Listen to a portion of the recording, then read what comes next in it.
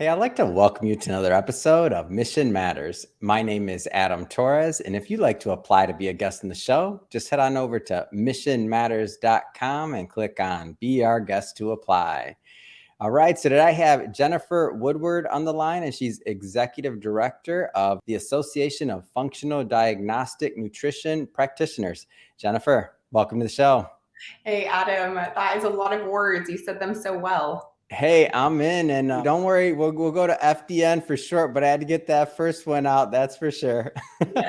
So excited to have you on. I mean, in the past, for those that have been watching this show for a long time, maybe they've caught some of the previous interviews that I did with Reed, who's the founder of FDN, and some of the work that he's done in documenting the story. And today, I mean, Reed was telling me, you had to have Jennifer on the show. So I'm excited to get in there and to learn more about, your role, what your vision of FDN is as well. And the overall topic really is the 5 ways that FDN can help you with the 5 freedoms you want in your practice. So we'll talk about that as well for practitioners. But just to get us started, we'll start this episode off the way that we start them all with our Mission Matters Minute. So Jennifer, we at Mission Matters, we amplify stories for entrepreneurs, executives, and experts. That's our mission. Jennifer, what mission matters to you? Thanks, Adam. Thanks for having me today. So the mission that matters to me is to empower women not to need another practitioner.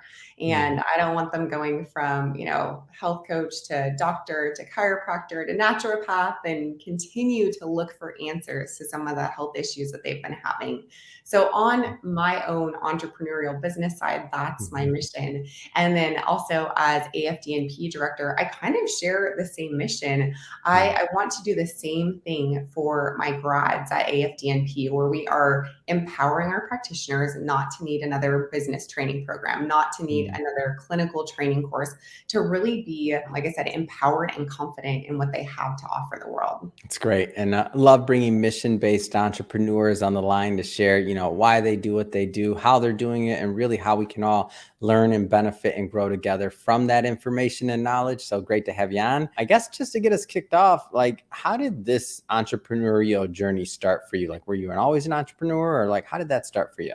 I was thinking about this, and yes, I have always been an entrepreneur. So growing up, my family didn't have a lot of money. My sisters and I pretty much relied on each other to stay busy and active. And I have these early memories of dragging my red flyer wagon behind me with little plastic baggies full of mistletoe that my sisters and I were going to share or try to sell to our neighbors.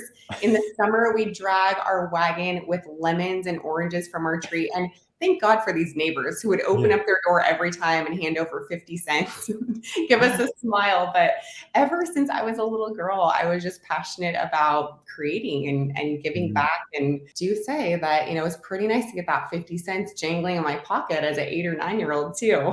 Oh my gosh. First off, that's hilarious. I love it. You got your wagon. I can just picture the neighbors oh, there they come. Come on. we're buying something today, right?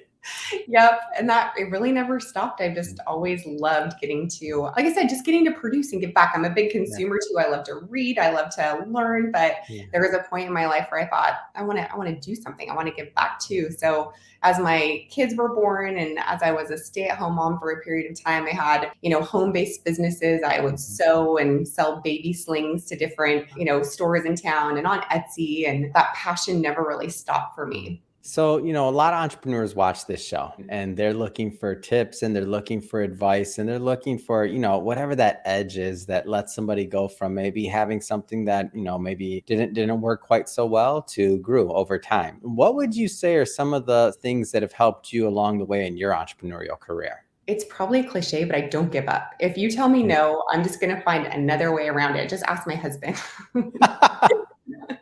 So if any point in my business, I'd get shut down by, one avenue, I really am passionate about pursuing another avenue to get to where I want to get to, because I have a goal and tend to work backwards. And so that's another tip I have too. I like to look out and see, what does the future look like in my mind's eye? And what are the steps that I need to take to work backwards from where I am right now to get to where I want to be in the future? What do you think helps contribute to that, not giving up mindset? Because I know nobody intuitively wants to quit anything unless it's harmful for them, right? Then they want it. But I mean, when it comes to businesses, it's hard to let go. I'll pick on myself for a moment. I'm probably 20 business. If we're counting back to the red wagon days, I didn't have a red wagon, but I'm trying to figure, I had like a bike for sure. And Right. I'm sure I sold something, and that was, I'm sure I did, whether it was mowing grass or something. What do you think kind of contributes to your ability to stick with something? Like, what do you think helps you? I think that being open and curious is very helpful. I think a love Mm, for people can be really helpful because I know a lot of people have reasons to be scared, but I'm not scared of people. So I enjoy conversations. I enjoy getting to know backstories. And I think having an open, mind and open heart with different people that you're exposed to can be a really big benefit in business. And I also think that, just having that passion and drive, always being curious about the next step. What can I learn? Who can I learn from? Who can I align myself with to really grow, my business or my personal life? I think community can be really, really powerful for business mm. growth. Yeah, I'm on the same page with you on this one. Like feeding yourself, like you mentioned, you like to read a lot and you like books. Like for me, it's always been like new knowledge, like just that thought of like, okay, if something's not working, there's probably a reason why, and it's possible to solve this if it's meant to be solved, right? Or if it's a problem that's worth solving. So just like feeding your brain and like just going at it, like that's one of mine too. Like, yeah, if I'm not mentally entertained, I'm like, things can get stale, and it can be hard when you're an entrepreneur, especially if you're at that, you're already past what is it, the ideation phase, the excitement of the idea. And Mhm. now you've maybe executed a little bit, and now you have a little bit of traction. And now you're going through the idea of endless execution until you get to that next level that you want to hit, right? Which isn't always the sexiest, right? Like you have to, sometimes people talk about like interviewing or things or what we do here. And I'm like, I'm over 5,000 interviews in. Are you kidding me? Like, do you think that, interview 1,000 when nobody's watching, that's an easy thing? Like you just keep going and you figure out what's going to work for you. I want to jump around here a little bit before we go further into the freedoms that you mentioned for practitioners, and also I want to get into some other things you're doing. I think you have a mastermind and just a lot of different ways that you've managed to build community within your practitioners and you find new ways to add value. But I think we should pause for a moment, especially for those that aren't familiar with FDN. Maybe tell us a little bit more about the company, please. Absolutely. So, as you know, I started out as an FDN practitioner. So, that's part of my backstory too. My son had health issues. I had my own health issues. We went to doctor after doctor and we couldn't find answers. So, one day I found FDN on YouTube and I was able to go back to school. I was homeschooling my kids and became an FDN practitioner. So, I have had this love for FDN for the past, 7 or 8 years. And an opportunity came up for me to interview for a position at FDN. What I do now is run our graduate side of the program. So we have the trainee or certification course, and now we have the graduate course. And what we do in the certification course is we bring cutting edge functional lab work to our practitioners that they can learn, become experts in, and start using with their own clients. So we have people who have become, were health coaches in the past. We have doctors, we have chiropractors, we have people who I actually have a used car salesperson formerly working for Honda and now is a successful FDN practitioner. So Wow. people from all walks of life who are just passionate about learning all they can about anatomy, physiology, the lab work, but really how to help people who haven't been able to be helped yet. For those that are watching, we did some really long deep dives into the science of it and also, what it means to be and to use FDN on that if you're going through something. But I do want to at least skim the surface on that. So maybe tell us a little bit about the idea or the principles behind like testing and what that means. So, what we like to say, test, don't guess at Mm. functional diagnostic nutrition. Yeah. So, most people have at least a cursory awareness of their health and what it looks like Mhm. to dive into diet and rest and exercise, stress management, Mhm. supplements. But a lot of times people are just throwing up spaghetti at the wall and Yeah. hoping something sticks. We've all seen the ad on Instagram for the next Mhm. cool supplement. We've seen Everlywell at home blood testing. There's so many different avenues that you can go into to look for deeper answers to your health issues. But what FDN does is synthesize all of that for you. So we do have these functional lab tests that we are really, we train our practitioners to become experts in these tests and teaching and training their clients because we're not doctors. We don't diagnose, treat, or prescribe, but we are, helping our clients dig deeper into the chronic health issues that have led them again from practitioner to Mhm. practitioner. And Reed calls it this endless cycle of trial and error. You Yeah. try this, it fails. You try another thing, it fails. You're just stuck in that loop. And so getting these, these lab tests into the hands of our clients, and honestly, Adam, seeing Mhm. people's faces when they, get their lab tests back. And I've had women sit in my office and cry. They're like, I knew something was wrong with me. Everyone told me I was crazy, but I Mhm. actually have answers here in black and white. Like, this is life-changing information. I hear that Yeah. all the time, and so do our other practitioners. And what I like to kind of elaborate on here, maybe have you elaborate a little bit more, is the idea of that test, don't guess, like philosophy. Sure, I love it. Well, again, I mean, raise your hand if you've tried the keto diet. Raise your hand if you've tried being a vegan. Raise your hand if you've tried carnivore. We've Oh, tried, Adam's like, yep, we've tried all these things. Everyone's done CrossFit, everyone's done Orange Theory, right? We've done all of these interventions where it worked for your mom, it worked for your grandfather, it worked for your mhm, best friend. So you think it's going to work for you. And mhm, that is that, endless cycle of trial and error and the mhm, guessing. You're like, well, I hope this works. mhm, I plan on this working, but it mhm, doesn't actually work because you don't have that bio individual data that your mhm, body is giving up that's just for you. And that's mhm, really where things start, changing. That's where the tide starts turning, is when we get that bio individual data. I mean, it's deep. This is like mhm. next level stuff. And Yeah. what we're doing with these tests is not looking for disease, because again, we're not Mhm. doctors, we don't diagnose. We're looking for the disease that's coming, right? We're Yeah. looking for markers of longevity and anti-aging, and some of the things that are kind of Mhm, percolating in the different systems of the body, your hormone, mhm, endocrine, immune system, detoxification system, digestive system. There can be all these mhm, imbalances that have been growing for decades, really, for a lot of mhm, our clients. And getting access to that lab testing gives us, that mhm, puts us off of the guesswork and mhm, really gives us some of the hard things that we can focus mhm. on to bring balance back to the body as quickly as possible. If I'm understanding this correctly, then our bodies, well, first off, all our bodies we know completely unique, and what works for one person doesn't necessarily work for the next person. We know that. So our bodies are giving us these signals or these markers, and they're letting us know what's wrong or where there's opportunity, right? And then by doing the testing, you're essentially reading those markers or reading that data to then allow the individual to then make some changes. Am I kind of getting it right?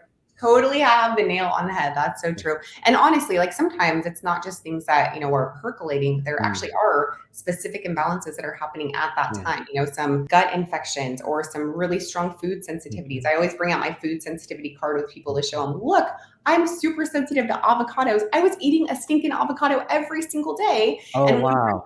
brain fog was so bad. Who would have thought? We all think avocado Yeah. is a health food, but looking at that test result, I'm like, Mhm. oh, nuts. I guess I need to take it Mhm. out of my diet. Can you give me maybe another example or so? And for everybody watching, again, we're not diagnosing. In order to get one-on-one advice, of course, we'll be putting some links in the show notes so that you can follow up, of course. But just to wrap our heads around what this could look like. Because for somebody that's never been through testing, they don't know what it is, right? Okay, I love this question because, as you can tell, I'm a data nerd. So getting these tests back every single day for my clients, it's like Christmas. My own personal area of niching is women's health and hormones. So perimenopause, a lot of women who have period issues. So one of the tests I like to run looks at women's hormones. And oftentimes I'll have women come to me with infertility issues. They've been through hormone replacement therapy, they've been through in vitro fertilization, they've been through, sometimes decades of heartbreak. And I can run a test. I've got one we call the Dutch test, which is the dried urine test for comprehensive hormones. And we're able to see in black and white, wow, look at how low your progesterone levels are. And Mm, progesterone is needed to create a baby. It's shortened from the three words progestation hormone, mm, progesterone. And so if you don't have enough progesterone, your body has too much estrogen, it's not mhm. very likely that you're going to be ovulating and therefore being able to get pregnant. So Mhm. out of the last year, I've had 5 clients come to me who have struggled with infertility. And Adam, 4 out of the 5 clients, by looking at some of these tests, What? progesterone, 4 out of 5 babies born in the last year. It is incredible. And Come on. no joke. It's not, I'm not taking any credit for that. They put in all of the work. God gives the increase for sure. But honestly, it's a lot of work that the clients have to do, but they could Yeah. never get there if they didn't have access to that information. What would you do without the data, right? You'd guess again. You go for another round of $20,000 in vitro fertilization and then, Uh, have nothing happen again. It's awful. that is awful. A great example. So now we have, an idea of what FDN is and a little bit about the process. Let's go on to maybe to the other side of Mhm. FDN, which is really the business opportunity overall. As you mentioned, originally you went there for your son, right? To get some things diagnosed, insight on some challenges that he was having, I should Yeah. say. And so now that's where you became an advocate and then decided that this was going to be, part of your career as an entrepreneur. So tell me a little bit more about the business side of things. Yeah, advocate is a great word. I love that you use that. And that's what we're doing on the business side of things. Like I said, we have people come to us at FDN certification course from all walks of life. They've done different things in their past professional history. And what we were seeing was that there is a disconnect between training these next level incredible practitioners. They've got all of the, biochemistry, anatomy, and physiology down, right? But then they've never been an entrepreneur. They've never started a business. They don't know if they need an LLC or a sole proprietorship. They don't know if they need a, business bank account, and they certainly don't know how to acquire clients online. We were seeing that our practitioners lacked confidence. That was our big word that kept coming up as we were doing market research within the community. And so we started really targeting, all of those little things that people need to become a successful FDN practitioner. And there are amazing business building courses out there. I've taken many of them, but specifically what we're doing at FDN is putting people into this program that trains them how to be a functional diagnostic nutrition practitioner. Because what we do, is very different from other health coaching certifications. And the reason I know that is because I do a lot of our post-grad interviews. So I have people, when they finish the FDN course, they come to me for an interview, and I always ask them, what's your background? How did you find us? Why are you here? And I have people who've done, numerous other health coaching certifications who say, I knew that the last stop for me was going to be FDN. I knew I needed access to that labs really. But then again, they're stuck. Now what do I do? How do I make money as an FDN? So what we've done is created something called FDN Business School, which we say, can help you launch your business confidently in 90 days as an FDN practitioner. And it takes you through everything, start to finish, ordering those labs, how to do supplements, how to, build a landing page, how to bring clients to you via social media. And it's been really, really fun to see the feedback that we've gotten so far from our students. Now, that's the paid side. We also just have our professional side. So I run that association for our grads, and we've got so much content inside the association. We have live webinars that are happening almost every single day. We've got this Facebook that blows me out of the water. I spend an hour on that Facebook group moderating it every single day, and I learn new things every single day. I've got a running spreadsheet that I'm learning from my fellow practitioners just on how to be a better FDN. So business side of FDN has really ramped up over the last 2 years, and it's so exciting to see where it's going to go. Tell me a little bit more about like maybe some of the content. I want to move on to community as well, but I want to know more about some of the content side of things, especially under that business side, a business building portion of FDN, because I feel like a lot of times when entrepreneurs go out there, like there's many different types of entrepreneurs, but a type of entrepreneur I feel can be really successful. And sometimes they're not because maybe they don't have the right support or the right infrastructure. Maybe they have to start from scratch, or they have this product all of a sudden. It's like, okay, go out and do it. And it's like, okay, but I've never done this, right? And it's hard to stick to something if you feel like over time that maybe you don't have the knowledge or the support to be successful. So tell me a little bit more about the content.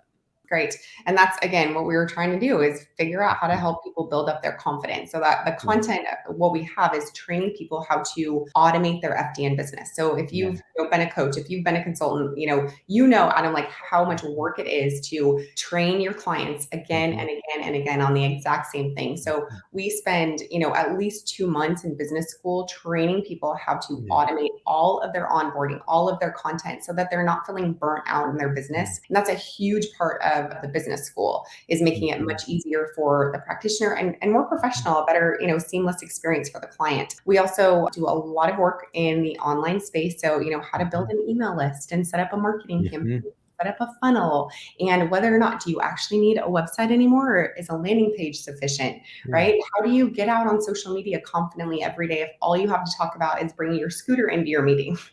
Obviously, Jennifer watches my TikTok, right? Okay, fine. I bring my scooter everywhere with me. Go ahead.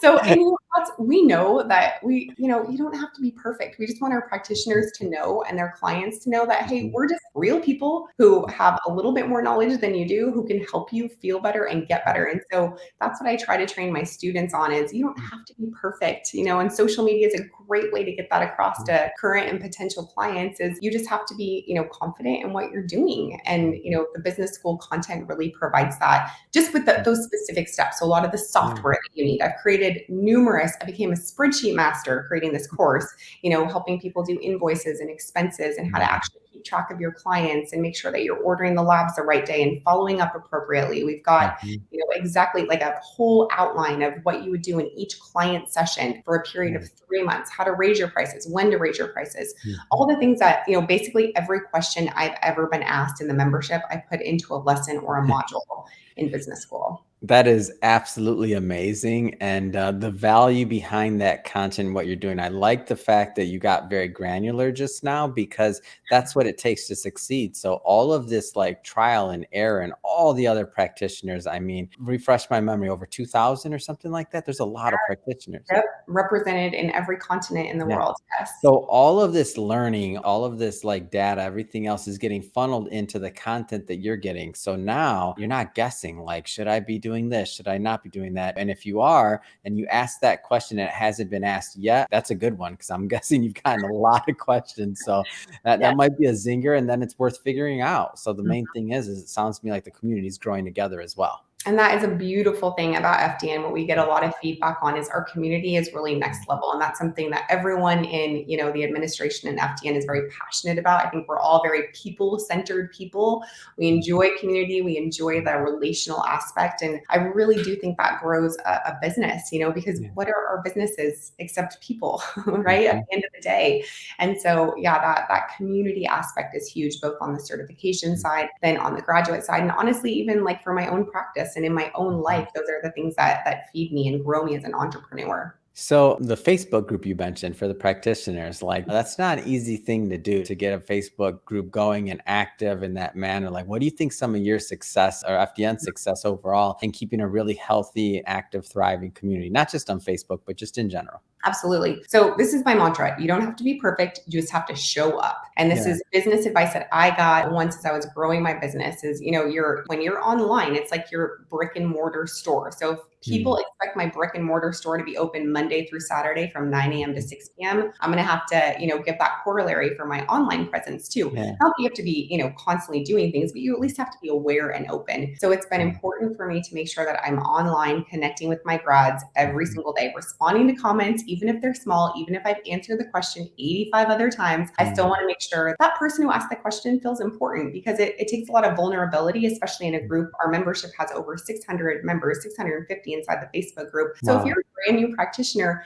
you're going to feel those heart palpitations, before you post your first question or your second question. And so it's important to me to make sure that everyone feels valued and appreciated and heard inside the community. And that does take a little bit of time throughout the day to do, but it's part of my job and something I'm passionate about anyway. So for my FDN job and then for my own personal practice, I really like all those touch points with people to make sure that they feel valued. You mentioned people coming into your office and like people that have worked with you. Is this an opportunity that's also virtual as well? So meaning for the practitioners?